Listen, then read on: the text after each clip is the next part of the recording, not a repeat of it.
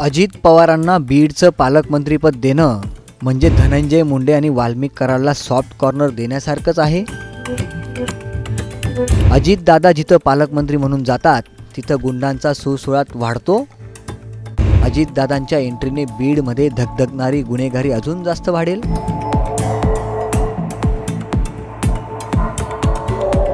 असे असंख्य प्रश्न पवारांच्या बीडच्या पालकमंत्री पदावरून सोशल मीडियावर विचारले जात आहेत।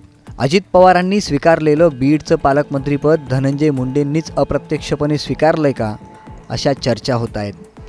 नेमकं त्यामागचं कारण काय याचा सविस्तर आढावा या व्हिडिओतून घेणार आहोत।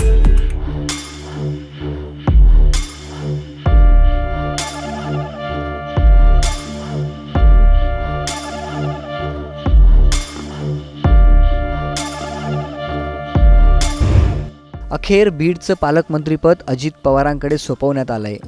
अजितदादांकडे आता पुण्यासहित बीड जिल्ह्याचीही जबाबदारी असणार आहे। पण असं असलं तरी अनेकांनी यावरून सोशल मीडियावर नाराजी व्यक्त केली आहे।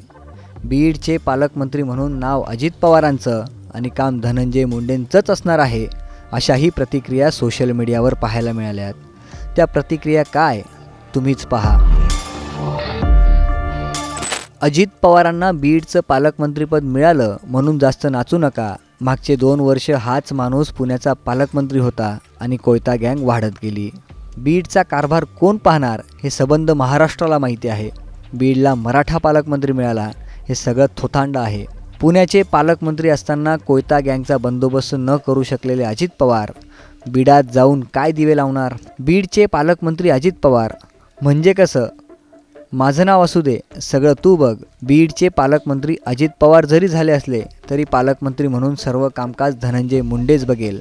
बीड पालकमंत्रीपद अजित पवार यांना म्हणजे रामाच्या पादुका ठेवून कारभार दुसरेच करणार।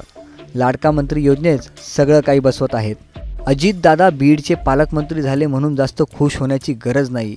आता झालेले नामदारी आहेत, कारभारी जुनेच असणार आहेत। कारभाराची पद्धतही तशीच राहणार आहे। बीड जिल्ह्याला अनेक वर्षातून मराठा पालकमंत्री मिळाला वगैरे सब झूट आहे।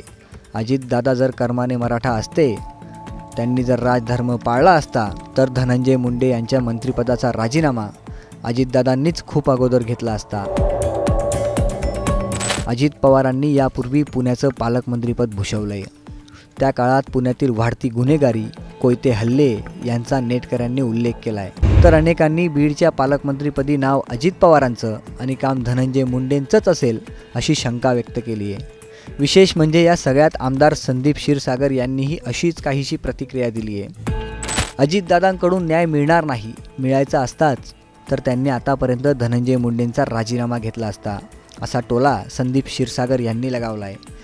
या सगळ्या प्रतिक्रियावरून नाव अजित पवारांचं आणि काम धनंजय मुंडेंचं असंच काहीचं काम बीड जिल्ह्यात चालणार आहे का, असा प्रश्न विचारला जातोय। तुम्हाला याबाबत काय वाटतं? उत्तर कमेंट करून नक्की कळवा।